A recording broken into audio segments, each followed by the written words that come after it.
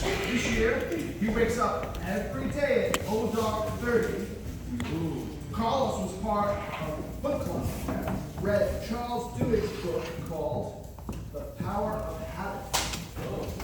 Carlos will be giving a recycled speech about personal habits titled Charlie Says. Please give a warm welcome to Toastmaster Carlos Benitz.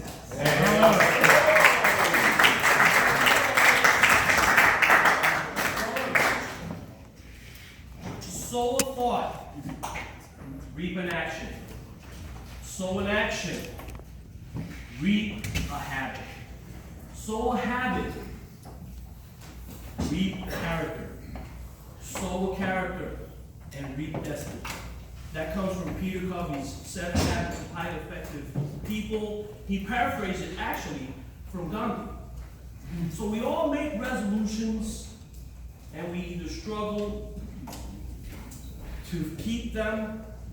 Case in point, New Year's resolution, you want to lose weight, and by Groundhog's Day, you bungled it. You want to stay in shape, result of a habit.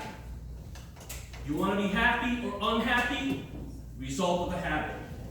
You want to be successful or unsuccessful, result of a habit.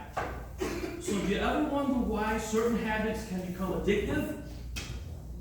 Charlie said, that's Charles Duhigg in The Power of Habits, that habits emerge because we look for ways, the brain does, to save efforts.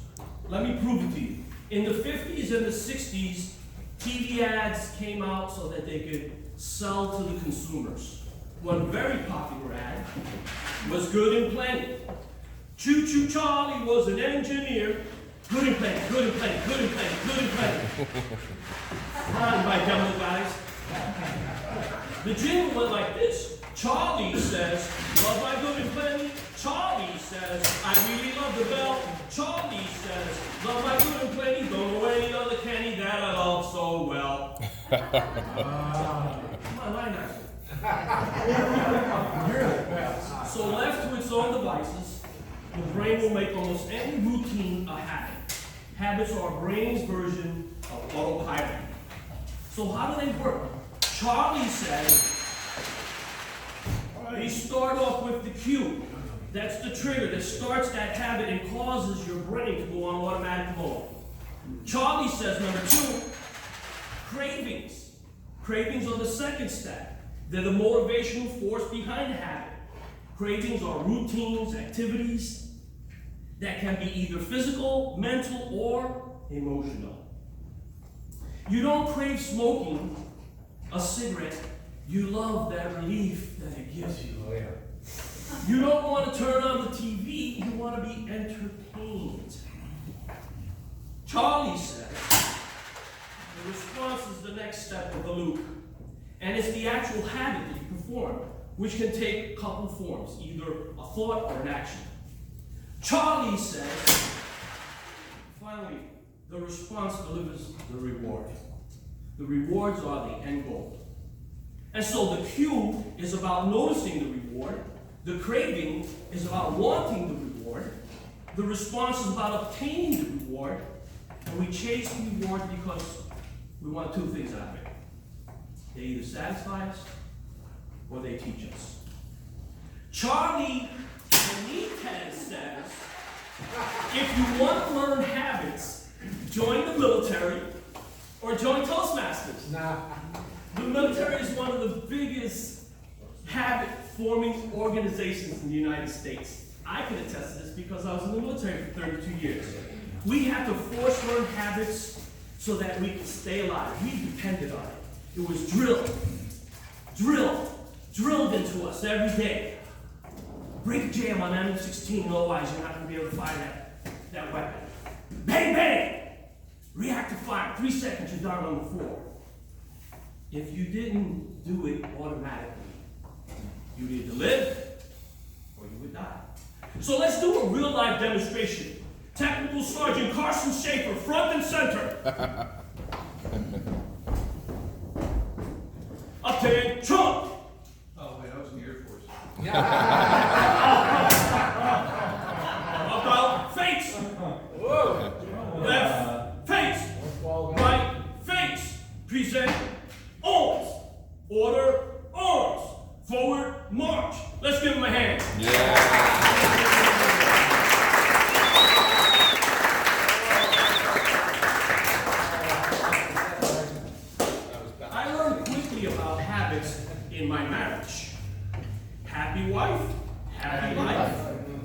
So when my wife and I are going to go for a drive, I better open the door or I'm going to hear about it. So the cue was taking the wife for a drive. The craving was have a pleasant drive or some nagging. The response was opening the door, and the reward was, thank you, darling, for being such a gentleman. Or you're so considerate. Or better yet, you're so romantic. I will wait.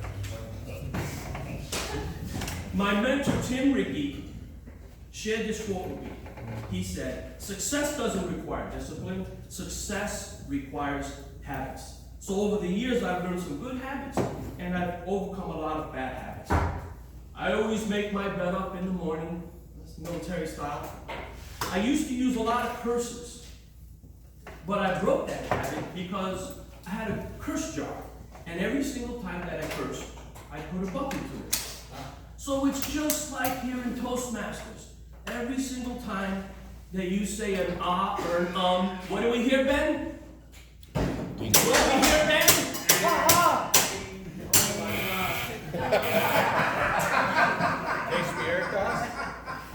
If you don't use the word of the day, what do we hear, boy?